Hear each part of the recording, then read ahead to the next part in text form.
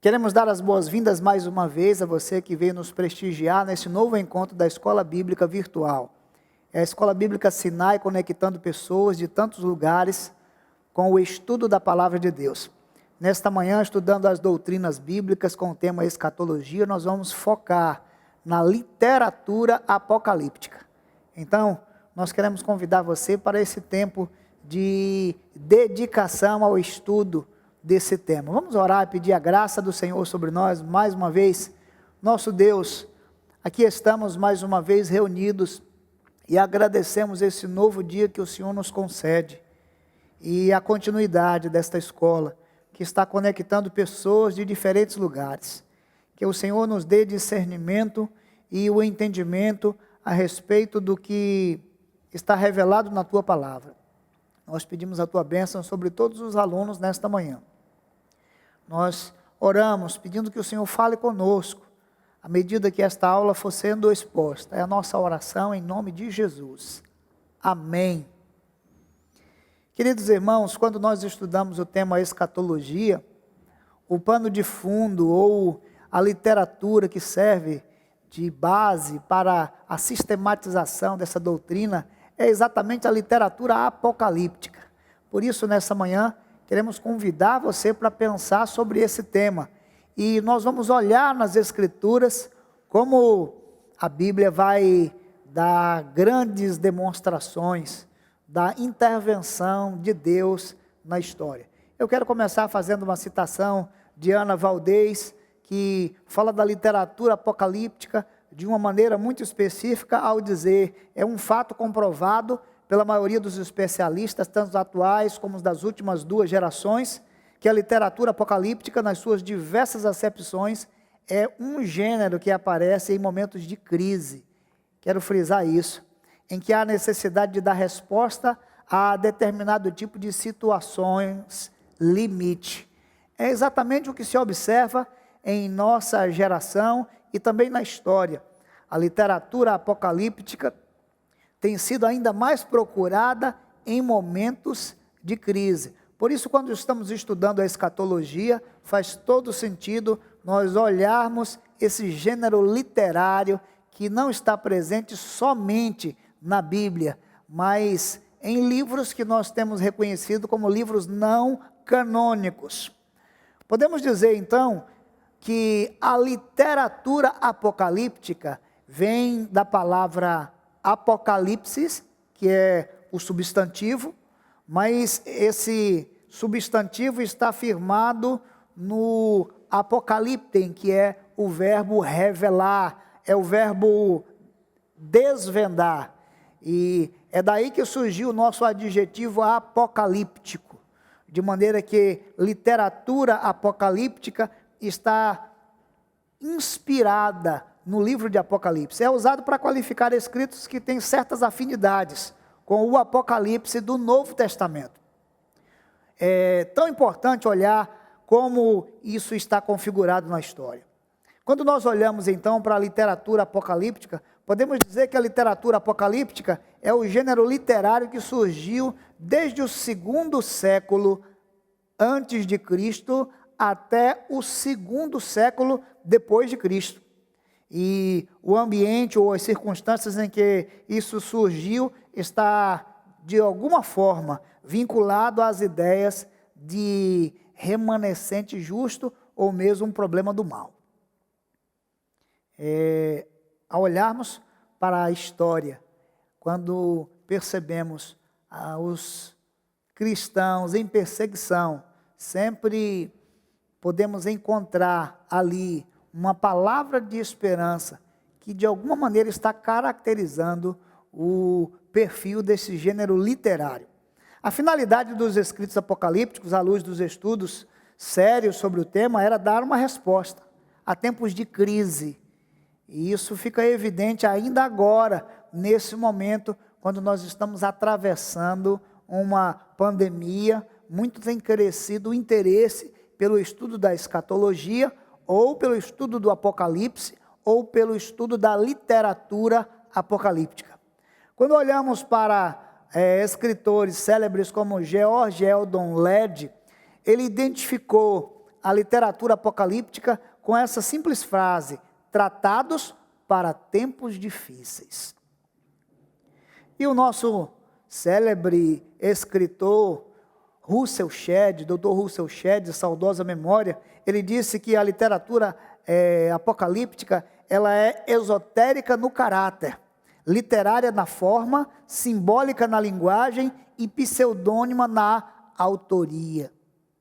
Você já pode ver por aí que essa é uma literatura que ela vai, de alguma maneira, estar presente para responder às dificuldades que marcaram a história do povo de Deus, e ela também é uma demonstração da intervenção de Deus na história. É bem verdade que na história futura, quando nós unimos as duas palavras escatologia com o gênero literário, que é a literatura apocalíptica. Podemos pensar então sobre quais são as características que definem essa literatura. Há 7 características que eu quero convidar você a pensar um pouco sobre elas.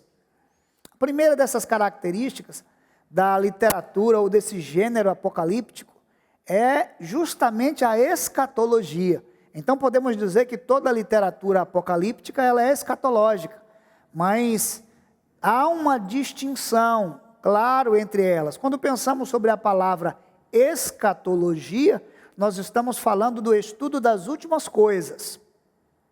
Quando nós pensamos sobre a literatura apocalíptica, nós estamos então falando sobre a revelação da intervenção de Deus na história no futuro. Como nós temos nos escritos bíblicos esse perfil literário, podemos dizer então que é a literatura apocalíptica que dá suporte para sistematizar as doutrinas cristãs a respeito da nossa escatologia. Ora, esta é a primeira característica. A segunda característica é a significação histórica. E esta tem muito a ver com o que nós estamos vivendo agora, porque o Apocalipse, ou o gênero apocalíptico, ele mantém a tensão entre a história e o escatom, entre o hoje e as últimas coisas. Agora mesmo, nesse momento, as pessoas estão perguntando o que esta epidemia tem a ver com o fim dos tempos. Essa é uma característica da literatura apocalíptica, essa tensão entre a história e o escatom, entre a expectativa das últimas coisas. Por isso a literatura apocalíptica, ela escreve dentro de uma estrutura histórica, para assegurar ao leitor acerca da intervenção divina.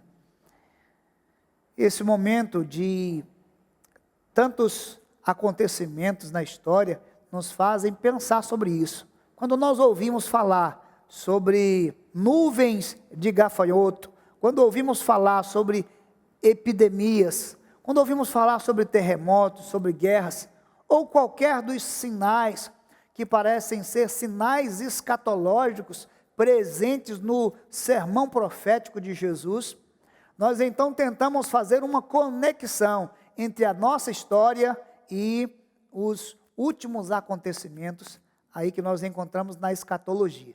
Por isso, essa é uma característica fundamental, uma significação histórica.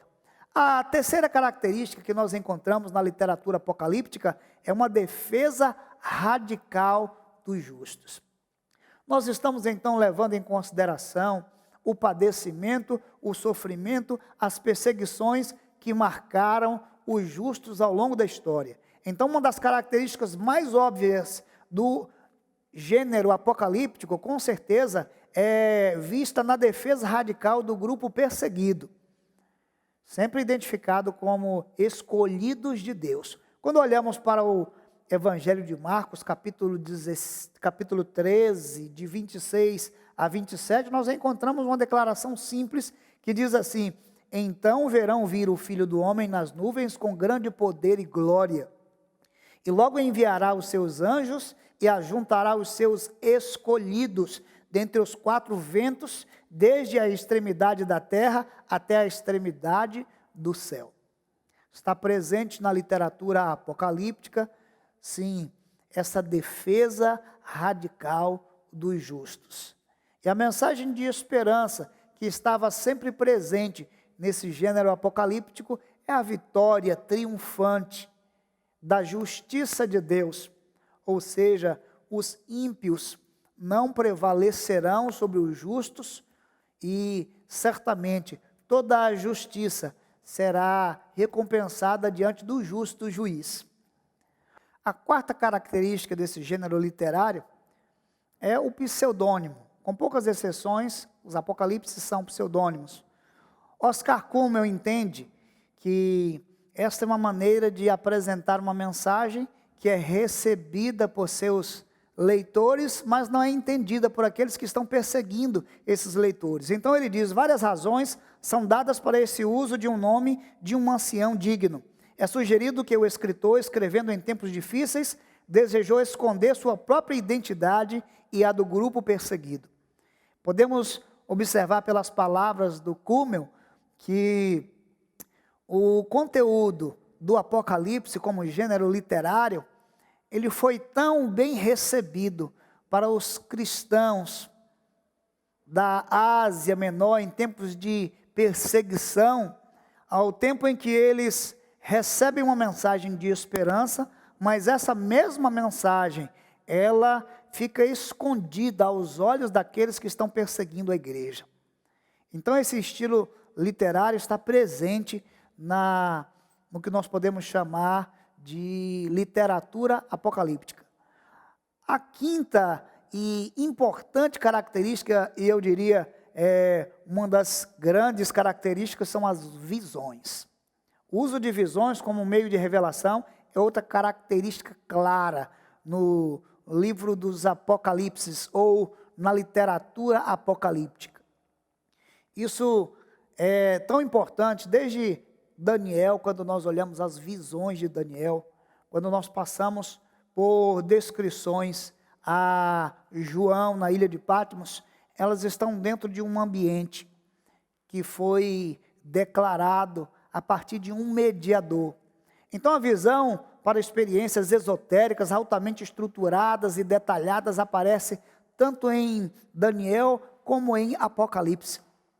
Em Apocalipse, por exemplo, encontramos 7 selos que são abertos, e dentro dos 7 selos, no último selo, existem 7 trombetas. Você percebe aí uma visão estruturada.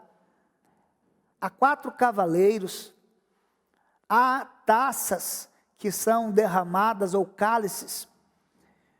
Dentro desse ambiente, nós podemos olhar na literatura apocalíptica a presença de um mediador que vai fazer conhecida esta visão. Assim como em Daniel, no Apocalipse nós encontramos a figura de um anjo que vai fazer um esclarecimento a respeito daquela visão. Então, quando pensamos sobre o gênero apocalíptico, nós podemos caracterizar as visões como um elemento que marca esse estilo literário, tanto no Antigo Testamento como no Novo Testamento. Agora sim, um dos mais importantes elementos que caracterizam a literatura apocalíptica é o simbolismo. Isso está tão marcado na literatura apocalíptica, porque o simbolismo tem uma mensagem que está oculta, mas que está claro às pessoas que estão vivendo dentro daquele ambiente para o qual o livro foi escrito. Provavelmente a característica principal da literatura apocalíptica é o uso de símbolos para apresentar a mensagem escatológica. Quando nós olhamos o testemunho de Card, ele diz que o escritor faz uso de símbolos para revelar a mensagem àqueles que estão familiarizados com o processo. E a mensagem é ocultada àqueles que não estão familiarizados com os símbolos. Quando eu olho para essa figura, eu me lembro de uma figura muito presente nos nossos dias, que diz respeito ao imposto de renda. Então, se você pode escrever nesse tempo um testemunho sobre o imposto de renda e escrever dizendo assim: esse ano a mordida do leão foi muito grande. Você pode imaginar esse texto sendo encontrado daqui a 200, 300, 500, a 1000 anos? O que as pessoas podem imaginar ou podem traduzir a respeito desta mensagem que está em forma de símbolo? Assim, nós encontramos na literatura apocalíptica muitos símbolos, e eles estão recheados de significados. Esses significados, é claro, eles têm um ambiente cultural e histórico, e nele ele contém a mensagem de vitória e a mensagem de esperança, que descreve a intervenção de Deus na história e o triunfo da igreja. Ora, não só olhando para essa realidade, mas se tomarmos como exemplo os números, a ciência de numerologia, a chamada gematria, ou seja, os homens eles associaram ideias aos números, nós podemos encontrar então na literatura apocalíptica um significado através de cada número, de cada símbolo que está presente ali. E o número é sim um grande símbolo na literatura apocalíptica. Se tomarmos aqui como exemplo o número 1, o número 1 veio a ser associado com o princípio de unidade ou de existência independente. E isso, então, na literatura apocalíptica, podemos olhar para esse número, ele forma a raiz para a palavra unidade. Dessa forma, Israel foi exortado a dizer, conforme está em Deuteronômio 6:4, o Senhor nosso Deus é o único Senhor. Para fazer uma leitura desta literatura, podemos encontrar nesse símbolo o sentido de unidade, no número 1. Se pensarmos aí sobre o número 2, é a duplicação de 1. Então, isso representa, na literatura, representa força. No Antigo Testamento, 2 testemunhas eram necessárias para combinar qualquer fato, para serem testemunhas e confirmar uma ação entre os homens num julgamento. Jesus, ele enviava os seus discípulos de 2 em 2. E é claro, o número aparece no Apocalipse em referência às 2 testemunhas e às 2 bestas. Portanto, quando olhamos para o símbolo como característica dessa literatura apocalíptica, o número 1 e o número 2, eles têm aí um significado muito importante para o estudo desse gênero literário. Se pensarmos no número 3, a família representava a unidade social ideal sobre a terra. O pai, a mãe e o filho.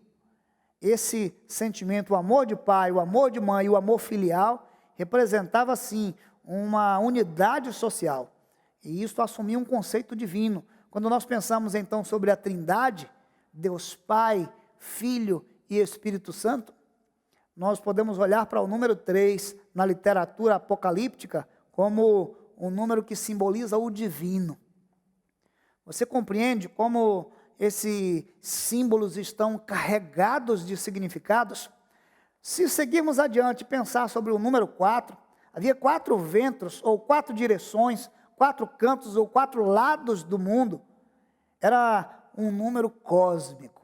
Com certeza isso vai simbolizar o universo físico.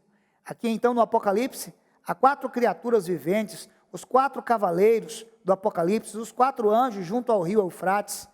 Isso vai identificar um sentido de universo físico, representado aí no número 4. Quando olhamos para o número 5 é um número do próprio homem. Em cada mão nós temos 5 dedos. E em cada pé nós temos 5 dedos. Quando juntamos os dois, o número dobrado para 10, isso simboliza a inteireza humana. Então o homem perfeito tinha 10 dedos nas mãos e 10 dedos nos pés. Daí, sendo um homem perfeito, podemos lembrar aqui dos 10 mandamentos. Eles foram dados como dever total ao homem para que ele fosse perfeito em sua sociedade. Ora, quando nós olhamos então para a literatura apocalíptica, podemos encontrar isso em diversos elementos. O Apocalipse fala de 10 chifres, que representa o poder humano completo, de 10 dias, o tempo humano completo. Os múltiplos de 10 também foram usados para mostrar a inteireza. Nós temos aqui 10 vezes 10 vezes 10, 1000, simbolizando a inteireza última. Isso faz muito sentido, então, a olhar a literatura apocalíptica. Quando multiplicamos 12 vezes 12 vezes 10, nós temos o número completo do povo de Deus, representado pelo número 144 mil, que aparece na literatura apocalíptica, especialmente no livro de Apocalipse. Então aqui nós podemos entender que é próprio dessa literatura o uso de símbolos. Daí porque a grande importância de saber interpretar os símbolos e de poder compreender com mais exatidão o sentido que está presente em cada um dos símbolos. Quando vamos adiante e pensamos sobre o número 6, para os povos antigos, o número 6 era o número do mal, porque estava antes do 7. Quando nós olhamos para os 666 que aparece no Apocalipse como o número da besta, isso representa uma dízima periódica, um número que nunca vai alcançar o 7.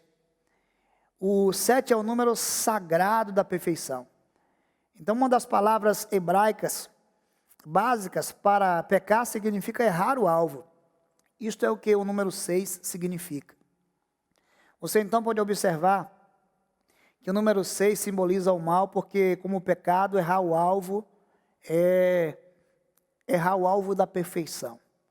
Ora, não dá para lermos então esse conteúdo da literatura apocalíptica sem compreender que uma característica fundamental desse gênero literário é a utilização de símbolos. Aqui faz sentido a gente lembrar uma frase muito, vamos dizer, curiosa, do Brothers David Halley a respeito do número 6. Ele diz que o próprio número, em sua pronúncia, tem o chiado da serpente.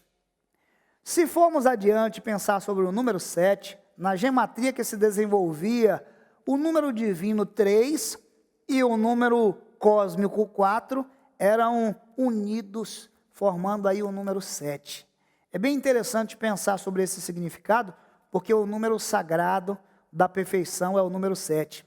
Ou seja, isto era a terra coroada com o céu, o universo físico e o espiritual unidos. O número 7 é muito usado no Apocalipse. Você vai encontrar aí 7 espíritos, 7 igrejas, 7 candelabros, 7 estrelas, 7 selos e muitas outras expressões que vão aparecer aí. Quando pensamos sobre a multiplicação do número 7 por 10, nós vamos encontrar o número 70, que também está presente não só no Novo Testamento, mas no Antigo Testamento.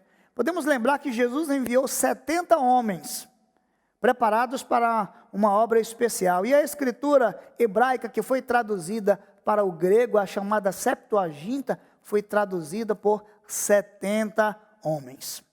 Assim, então, podemos dizer, com estes elementos, pelo menos com o número, nós só utilizamos aqui o número como referência, que esse gênero literário, ele é marcado pela utilização dos símbolos, que escondem em si a mensagem escatológica. Agora, se formos adiante, o sétimo e último elemento que caracteriza essa literatura apocalíptica é o drama, ou seja, o dramático. Quando nós olhamos a literatura apocalíptica, ela possui um sentido de um drama iminente, de uma atmosfera do dramático, de alguma coisa que acontece de maneira muito apoteótica. Você observa a besta que surge do mar, a besta que surge da terra, os animais que aparecem transfigurados com imagem de leão, de cavalo e assim sucessivamente. Quando nós observamos esses elementos, não dá para pensar em um desfecho menos dramático. Quando olhamos para essa realidade, ela é dirigida à imaginação com sua vividez, podemos dizer isso. Por vezes, figuras grotescas que vão aparecer aí no texto. elas frequentemente, os símbolos são empregados para o efeito dramático, para enfatizar a seriedade da mensagem. Isso faz uma diferença muito grande. Então, se pensarmos qual é a contribuição da literatura apocalíptica para a escatologia, eu quero tomar emprestada aqui as palavras do professor Valtair ao citar, pelo menos, contribuições específicas que estão aí a partir do livro de Daniel até o Apocalipse.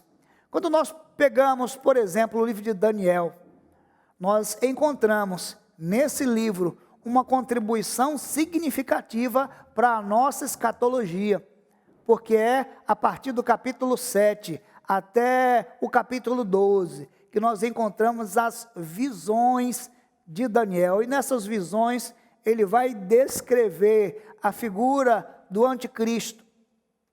Não como o anticristo, a palavra não está presente ali, mas como o homem da iniquidade. E também ele vai dar uma grande contribuição para uma compreensão sobre a grande tribulação. É de Daniel que nós podemos aprender mais sobre esse tema do anticristo e da grande tribulação.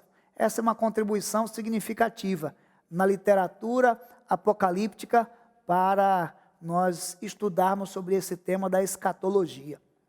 Se nós formos adiante e pensarmos sobre o sermão profético de Jesus, que é encontrado em Mateus 24, 25, em Marcos 13 e em Lucas 17 e 21, nós podemos dizer que duas contribuições aqui são fundamentais no sermão profético. A primeira são os sinais escatológicos e a segunda, as dores de parto. Uma está interligada com a outra.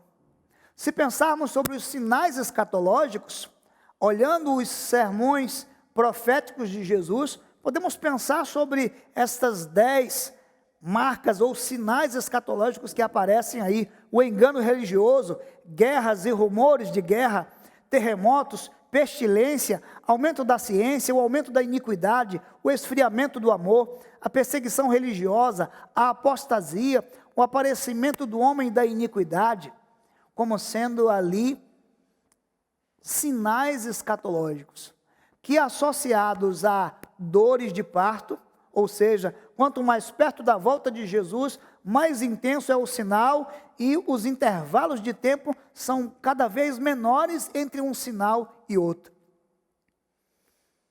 Ora, quando olhamos na história, é tão interessante lembrar que se pegássemos, por exemplo, apenas os terremotos, do século XV até o século XIX, nós tivemos uma evolução e um aumento considerado de casos de terremoto na história. Nós temos registros de 115 terremotos que aconteceram no século XV, no século XVI, 253, no século XVII, 378, no século XVIII, 640 e no século XIX, 2119. Os registros históricos de um elemento como esse, trágico, que é um terremoto, eles cada vez mais são crescentes e intensos e com menos intervalo de tempo. O que isso significa? Que a contribuição que Jesus deu no Sermão do Monte para a escatologia, nesse trecho que também é conhecido como uma literatura apocalíptica, une os sinais escatológicos a esse princípio das dores de parto. Quanto mais estamos próximos da vinda de Jesus, mais intensas serão as guerras, mais intensas serão as pestilências, o engano, o avanço da ciência, e todos os sinais escatológicos vão se multiplicar cada vez mais e com menos intervalo de tempo. Essa é uma contribuição muito significativa do sermão profético de Jesus. Se pensarmos sobre as cartas de Paulo, especialmente 1ª e 2ª Tessalonicenses, vamos encontrar nesse trecho também reconhecido como literatura apocalíptica, um ensinamento sobre o arrebatamento dos santos e também sobre a ressurreição dos mortos. Olhamos de maneira específica para Paulo como aquele que dá essa contribuição para o estudo da escatologia. Por fim, podemos olhar para o Apocalipse de João, que entre tantas contribuições que nós encontramos, poderíamos destacar 3. A volta de Jesus no capítulo 19 de Apocalipse, o milênio no capítulo 20, e essa é uma doutrina complicada, já consideramos isso na nossa última aula, na aula anterior. Você pode retornar a esta aula, que está disponível no nosso canal, e encontrar as escolas de interpretação a respeito do milênio, mas essa é uma contribuição da literatura apocalíptica, especialmente do Apocalipse de João, e por fim a Nova Jerusalém, que desce dos céus e está apresentada no capítulo 20 de Apocalipse, no capítulo 21 e no capítulo 22. Quando nós olhamos de forma panorâmica, podemos dizer então que cada trecho ou cada elemento da literatura apocalíptica que está presente no Antigo e no Novo Testamento, eles vão compor um quadro geral sobre os acontecimentos do fim e sobre a intervenção de Deus na história. Nós consideramos a escatologia da pessoa, ou seja, as pessoas estão caminhando para o seu próprio fim, e a escatologia do mundo. O mundo caminha para um desfecho, para uma intervenção final de Deus na história do mundo e, como eu já disse, na história do homem. É claro que nós estamos falando de literatura apocalíptica, mencionando Daniel, mencionando o sermão profético e as cartas de Paulo e também João, mas estes não são os únicos elementos que estão compondo essa literatura apocalíptica. Nós temos elementos que são elementos não canônicos, ou seja, que não foram considerados inspirados, mas entre eles nós temos um grande número que se destaca desde um paralelismo com o Antigo Testamento, com um paralelismo com o Novo Testamento. Podemos citar o livro de Enoque, também conhecido como o primeiro Enoque, que foi um livro que foi escrito por volta de 164 a 64 a.C. Podemos citar a Assunção de Moisés, um livro escrito por volta de 50 a.C. Os Segredos de Enoque, também chamado segundo Enoque, o livro de Baruque, o segundo Baruque. Podemos citar 4 Esdras, que foi escrito depois de 90 depois de Cristo, e no Novo Testamento, ou paralelo ao Novo Testamento, podemos citar o Pastor de Hermas, o Apócrifo de João, o Apocalipse de Pedro, o Apocalipse de Paulo, o Apocalipse de Tomé, o Apocalipse de Estevão, ou seja, manuscritos ou textos que são considerados não canônicos, mas que também têm um perfil de serem aqueles que se caracterizam naqueles elementos que nós falamos nessa manhã, de uma literatura apocalíptica. Isso faz grande diferença quando nós podemos estudar a partir desse gênero literário e ter uma visão mais aprofundada dos acontecimentos do fim.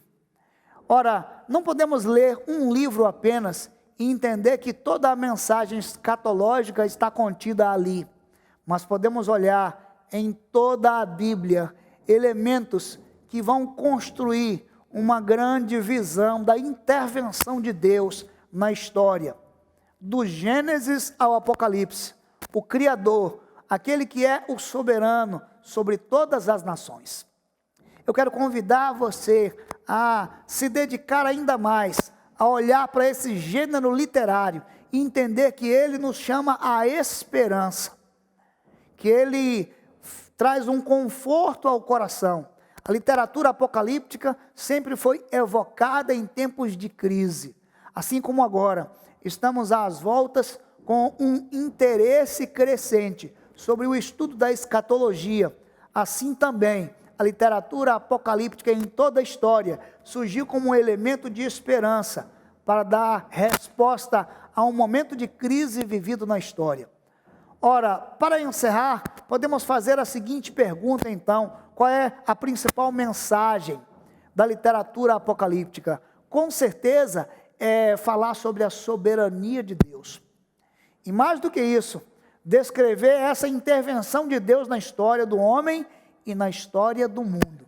Como disse agora há pouco, a escatologia do homem, a escatologia da pessoa e a escatologia do mundo. Eu quero terminar lendo o texto de Apocalipse capítulo 1 e o verso 3, que diz: bem-aventurado aquele que lê, bem-aventurados os que ouvem as palavras desta profecia e guardam as coisas que nela estão escritas, porque o tempo está próximo. A partir de agora, então, nós podemos ler na literatura apocalíptica e fazer a seguinte pergunta: o que isto tem a ver com a escatologia? Que mensagem esse trecho de Daniel tem a ver com a nossa expectativa do advento da volta de Jesus? Continue conosco, participando da nossa aula. No próximo domingo, você está novamente convidado a fazer parte desse encontro virtual. Você aí e nós aqui. Deus abençoe você, Deus te dê sabedoria e entendimento no estudo das Escrituras. Que Ele nos abençoe.